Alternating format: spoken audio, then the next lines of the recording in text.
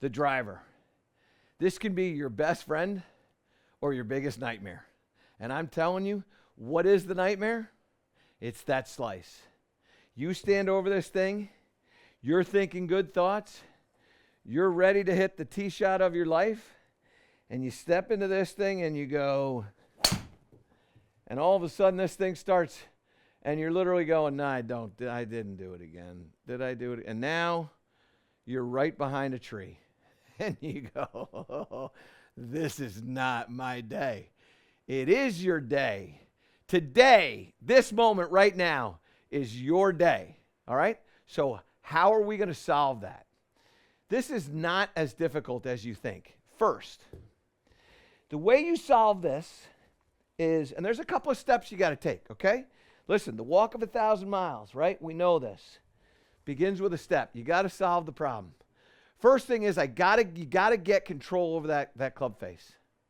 So the way this starts is this. The grip is a show me the knuckles of your lead hand, don't show me any knuckles in the trail hand. And all of a sudden when I do this, now that feels like there's no way that this can slice. It's not. It may, but it feels like it can't. And you're on your way to solving the problem. When you feel like you're getting rid of the slice, then you're getting rid of the slice. It might not happen right away. There's a couple other things we want to add to the soup here.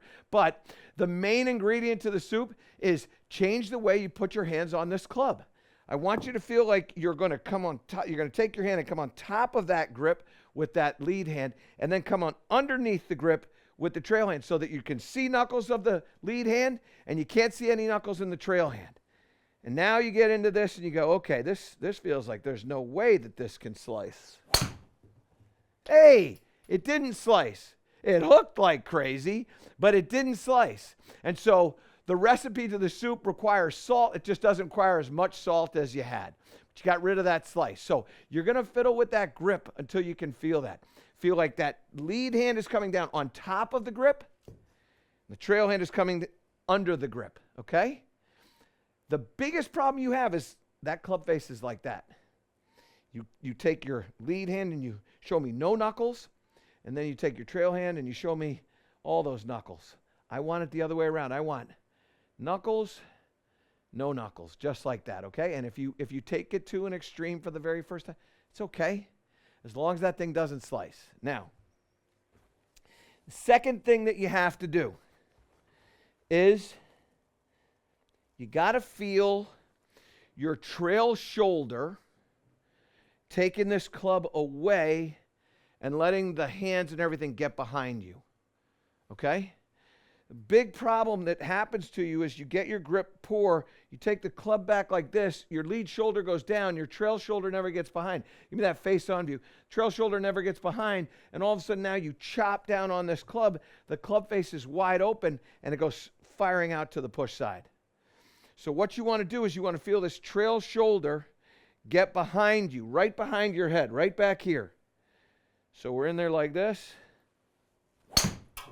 And now all of a sudden, what I got there with my grip and my path is I got a ball that had a little bit of a draw to it. Come on up to the front here, and what you're going to see is this is a fun shot. Now, I wasn't swinging very hard. The club head speed was only 93 miles an hour. But I got it in the center of the face. I got 137 out of that in the ball speed, which was great. But look at my path.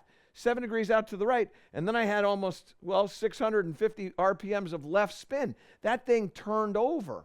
That had draw because I had my grip right and I got that trail shoulder back there, okay? Now, as you start to get the trail shoulder back there, what ends up happening is you start to get what we call depth in your hands. So the shoulder goes back and the hands get over here. The slice comes from an open club face, we know that, but also too, your hands are way up here like this because you haven't gotten the shoulders to rotate back, okay? So, get that grip, and then we're going to get that trail shoulder to go, and all of a sudden, we have that ball turning over. Look at that thing run. Man, that thing is angry, and it keeps going. Okay, now, The final thing that I want you to pay attention to, not my favorite thing, but one of the more important things is, in addition to this shoulder going back, I want you to feel like your trail hand is on top of your lead hand in the backswing.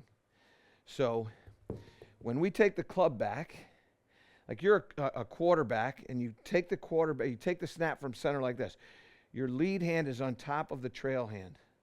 You go like that. When you take the club back, I want you to feel like you're taking the snap from center right there, just like that. And when that happens, that club face is going to be in a fine spot. So we rotate back like this, and then you take the club back, and now all of a sudden that club face is right where we want it. And when you have that position of the face, now we have it gripped correctly. Now we have the face correctly at the top, and our body is rotated back. All we got to do is just bring the club back to the ball.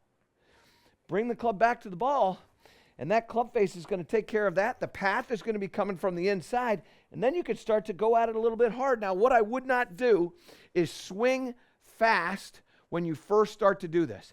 Give yourself some time with this. Get comfortable with this, okay? So, little practice drill is this, and you see players do this all the time on the PGA Tour. They make mock backswings to here, okay? So you want to feel like when you're taking this back, you've got your good grip. Club goes back, and you're going to Omaha, Omaha, just like the Manning brothers.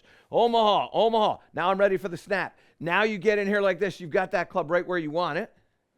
So in here like this, Omaha, Omaha. And now it goes out, and we're hitting draws. That one there, we hit a snapper. Anything that doesn't go to the push side, you are thrilled with, okay? Anything. This is get rid of your slice. This is not hit it dead straight down the center. This is get rid of that slice. And we're getting rid of the slice. Okay? Here we go again. Omaha, Omaha. Hot route, hot route. Red 7, red 7. All right, here we go. And now, that one I added a little bit more pow-pow. Look at this thing. This looks like a Blyleven curveball. Ball speed up to 149. Am I going to get it to the bucket? Hit that thing. Hit it. Oh, it got by it. 250. Did you see that? That's how you get rid of that slice. So it's a 3-part series. First, lead hand on top of the grip. Trail hand underneath the grip. Part 1. Part 2, trail shoulder getting way behind. Work on that. That's the more important part right there. And then part 3, make sure that the club face doesn't open up in the backswing. So Omaha that. So here, here, and then go. All right, let's see if we can hit one with a little bit of speed here. Okay. Buckle up. The train is leaving. Make sure it's in the hitting area. Okay. So I get my grip. Now I'm going to Omaha, love it. Shoulder depth, love it.